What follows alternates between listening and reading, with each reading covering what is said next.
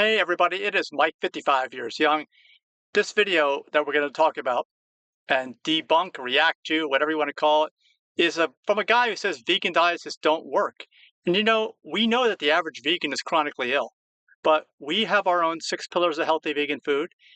Learn more at healthyveganfood.info, and this is what we all concentrate on now. We concentrate on health optimization events, and we define health optimization as a fully balanced state of health that's verified by an absence of non-communicable disease. And the reason why is because we agree somewhat, at least with this guy, that the way most people practice veganism is unsustainable. And so we developed a term called sustainable veganism, and that is defined as that's that's health optimization. Sustainable veganism is where you do everything as far as practicable and possible to not harm your health while practicing veganism. And let's find out why, because this guy's going to explain it for us. In fact, there are all kinds of compounds only found in meat that we currently assume are not necessary to have in the diet.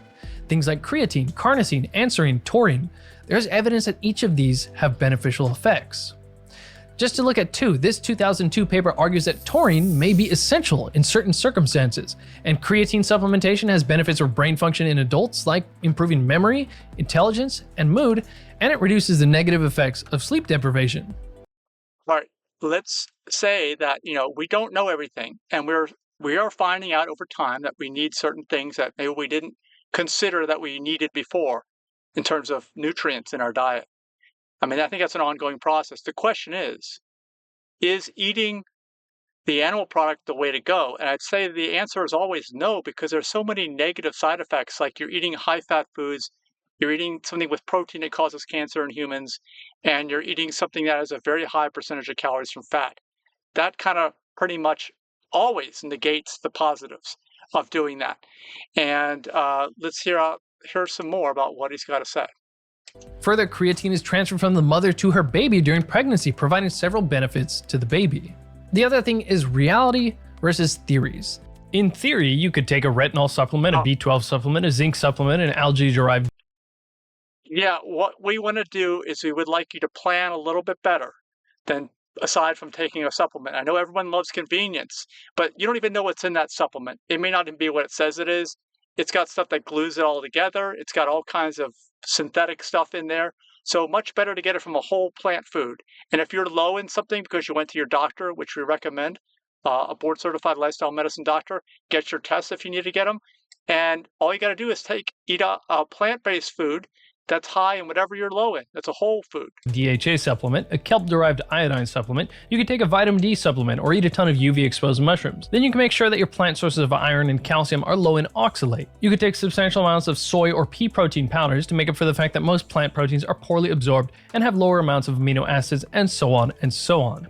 Keep in mind that just as you need to do a little bit of planning for eating 100% plant-based, you also need to do the same with eating animal products. And if the average animal product eater knew that 95% of people don't get enough fiber every day, and that all animal foods have zero fiber, and you should never go above 10% calories from fat, that basically creates insulin resistance and heart disease, and no animal product fits that description, I could go on and on. Of course, the protein causes cancer in humans.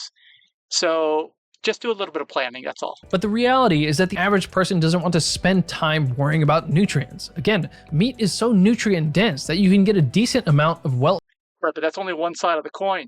The other side is it harming you, and how so? I just described the harmful part that this guy never gets into. Absorbs zinc, iron, selenium, choline, various B vitamins, vitamin A, calcium, and other nutrients just eating a crappy cheeseburger. Ideally, people shouldn't eat crappy cheeseburgers, but the average busy person doesn't have time to craft the perfect meal. Convenience. Right, but they don't, whether they're eating animal products either, and they're getting all this other stuff that's going to create non-communicable disease. The animal products create non-communicable disease. So you're not winning either way. The way you're going to win is when you eat a fully plant-based diet that meets the 6 pillars of healthy vegan food. Learn more at healthyveganfood.info. And make sure that if you think or suspect or know from your doctor that you're low in something, that you're eating a whole plant source that will have that for you. And thank God for the internet. There's so many things that you can do out there now that just are so easy to do now. It's not hard like it used to be. I get it. if this was 1970 when I was born and he's explaining all this to me, it would be really hard. And actually, I didn't even know of anything called veganism in the 70s and 80s, and this is probably why. Is important. This is evidenced by the fact that a 2021 paper found that the more people avoided animal products in their diet, the more they ate convenient, ultra-processed foods, with vegans eating the most. I believe that. That's why we do not do our veg fests or vegan festivals anymore, because it's basically a bunch of processed foods, health-harming foods. Regardless of what they say, none of them met the 6 pillars of healthy vegan food, even though we tried to incentivize all our food vendors, because that's what people want. What explodes their taste buds, engineered and convenient. And that's not people who are seeking health. But you could choose to seek health. Processed foods. Looking at the updated Impossible Burger ingredient list, they basically swapped the animal protein with soy and the animal fat with sunflower oil and coconut oil. And they throw in several other vitamins to mimic the vitamin profile of meat. Eating tons of processed soy protein and vegetable oils like sunflower oil is... It's processed food. It doesn't meet the 6 pillars. It's basically like a supplement in a burger with all kinds of health-harming stuff to make it taste like animal products, because that's why certain animal products have a certain mouthfeel and taste, because they are health-harming. It's totally new to the human stomach. Sunflower oil seems like a simple swap for animal fat, but they are totally different. Many animal fats can be a good source of vitamin K2, but vegetable oil in fact hampers the activity of vitamin K, making you need even more. It also oxidizes very easily, so it will increase your need for the antioxidant vitamin E. He's making it sound like if you're vegan, you're going to be eating oils. And I'm telling you, never have even a drop of oil. 0 added oil is one of our pillars of healthy vegan food.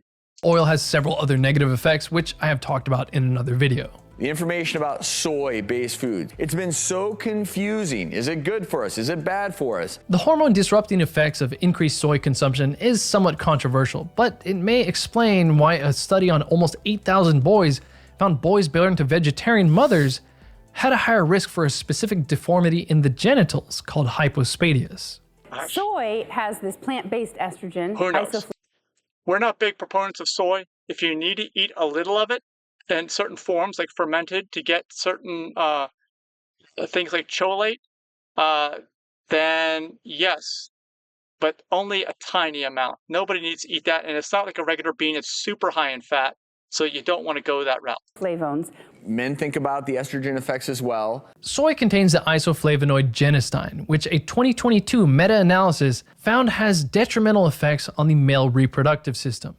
Lastly, Impossible Burger has tried to make their product taste meatier with something called soy leg hemoglobin from the roots of genetically modified soy plants. GMOscience.org writes that a 28-day study on rats commissioned by Impossible Foods in 2017 on soy leg hemoglobin found that soy leg hemoglobin caused statistically significant changes in weight gain, changes in the blood that can indicate the onset of inflammation or kidney disease, and possible signs of anemia in the rats. Further studies did eventually persuade the FDA to designate leg hemoglobin as safe, but Impossible Foods admitted that a quarter of their new ingredient was composed of 4.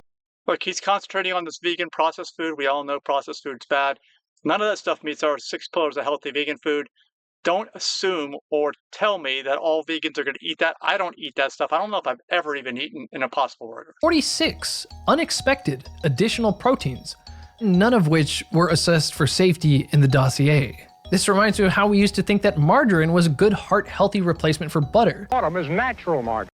He's so hyper-fixated on all this. Why isn't he telling us that animal products have no fiber? Animal products are all high in fat. Animal products have the protein that causes cancer in humans. Why isn't he telling us that? 100% corn oil, low in saturated fat. Then around 1956, we learned that the trans fats in margarine are ironically awful for heart health and health in general. Of course. But it wasn't until 2015 that the FDA finally acknowledged trans fats are unsafe to eat and need to be removed from the food supply. I can't believe it's not butter. I can't believe it's not butter. This is another big issue with trying to replace animal foods. The replacement almost always comes with plenty of... It's engineered. Think of it that way. It's made in a plant. It's not a plant. Other stuff. Kidney beans need to be soaked and cooked to reduce the lectin content. Certain Nobody needs to eat kidney beans. I don't. people can still be sensitive to the trace amounts of lectins in properly processed kidney beans. The beans weren't much good anyway. He's pointing out all this bad stuff that nobody has to eat. But in every animal product, like I pointed out, zero fiber, high percentage of calories from fat, and the protein that causes cancer in humans. Many other plants have lectins too, but many commonly consumed plants have various other gut-aggravating compounds like oxalate, FODMAPs, gluten, or phytic acid.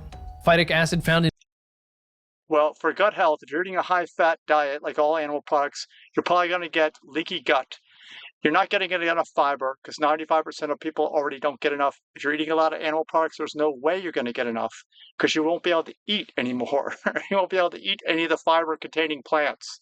in beans, seeds, nuts, and grains inhibits fat digestion and the absorption of calcium, magnesium, phosphorus, and zinc.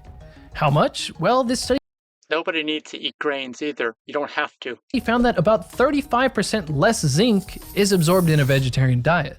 Fiber itself worsens the activity of pancreatic lipase, which is important for the absorption of fat-soluble Whoa, he's saying not to eat fiber now? I don't think this is right. vitamins like A, D, and K2. A high intake of goitrogenic plants like cabbage, kale, and turnips can interfere with iodine functioning. Food scientist Dr. Frederick Leroy has written an extensive article on the various examples of why it's a challenge to acquire enough of certain nutrients just from plants due to inhibiting compounds like these. I suppose so, but just make up for it by eating a little bit more of the plants that are high in what you're looking for. He's not even suggesting that here. Nutrient challenge is part of the reason why the German Nutrition Society in 2016 and the French-speaking pediatric HGN group in 2019 recommended against a vegan diet for adolescents, children, or mothers. Well, also consider that most people eat mostly processed foods. I think it's like 60% in the United States are processed or ultra processed. So you think they're going to be making wise choices either way? The answer is no. But I guess what they're trying to say is, well, let's go for the lowest common denominator, because if they're eating processed foods, at least it's like they're eating sweetened supplements, which is basically what they are. Several studies have found that babies born to vegan mothers have a lower birth weight compared to babies of omnivore mothers. Birth weight can be a predictor of infant health and Yeah, but there's so many babies that are way overweight when they're being born now. That's the real issue. growth. In fact, one study that meticulously analyzed the records of 4,300 adults who were in the Danish medical birth register found that the lower their weight at birth, the shorter they would be as a Yes, if they're very, very low weight. But the problem is that most people are too high weight nowadays. adults. This study points out that the growth of vegetarian children was adequate, but less than average. I wonder how people would react to a doctor saying, your son won't be as tall as he could be, but don't worry, his height will be adequate. This begs another question. What is the difference between enough nutrients and the optimal amount of nutrients? When you look at a nutrition label, it will tell you what percent of your requirement for a nutrient that you're getting. This is called the RDA, but it's not set based on the optimal amount of that nutrient you should get. Yeah, just the minimum. And look at this guy who's doing this video. He doesn't look like the average American. I guess this advice might work for him because he actually takes some time and is aware. The average person, kind of like he said earlier in this video, is looking for convenience, and that's it. It's set based on determining how much is enough to prevent a So they're going to choose wrong, just like the average American chooses wrong, just like the average American is chronically ill. deficiency. And then they recommend to get a little bit more than that. For example, that study on choline that I mentioned earlier found that pregnant women getting twice the RDA had beneficial effects on their babies. The adult RDA for vitamin D in the US is currently 600 IUs. However, the Endocrine Society suspects that not even 1,000 IUs would be enough to provide all the health benefits associated with vitamin D. He's got good points with these. Just make sure you get more than the minimum. I would agree with that. They recommend about 3 times the RDA for adults, 1,500 to 2,000 IUs. In fact, vitamin K2's importance for bone health wasn't properly recognized until 1997. It wasn't even until 2006 that the USDA thought that it would be a good idea to look at the vitamin K2 contents of common foods. And today, there's still no RDA established for vitamin K2. So this isn't only a criticism of a plant-based diet. Obviously, the average person's omnivore diet needs to drastically improve. Absolutely. And nutrition isn't the only reason people choose to be vegan, but cutting out nutrient-dense animal foods doesn't seem like a move in the right direction for health. For 99% of human history, we relied on animal Cutting out nutrient-dense animal foods doesn't seem... Well, considering all the negatives, which he forgot to mention conveniently, I'd say, yes, you need to be looking at that you do need to be looking at that for sure. Foods for nutrients. An animal food containing diet has a strong track record that spans arguably over 1.7 million years. Various cultures viewed animal foods as important to growth, and despite the challenging circumstances they lived in, they were protected from infectious and chronic disease. Okay, well, they also didn't live very long until recently, and now the average lifespan is going down. It's not because there's more vegans out there. It's because people are eating worse diets than ever. And if he's saying that we just got to go back to the way we used to, people aren't going to go back. They're eating all this processed food. We just need to figure out what's the best we can do, not what has worked in the past, but what's going to work best going forward. So let me know what you think in the comments, and share this with somebody who can benefit, and I will see you in the next video. Bye-bye.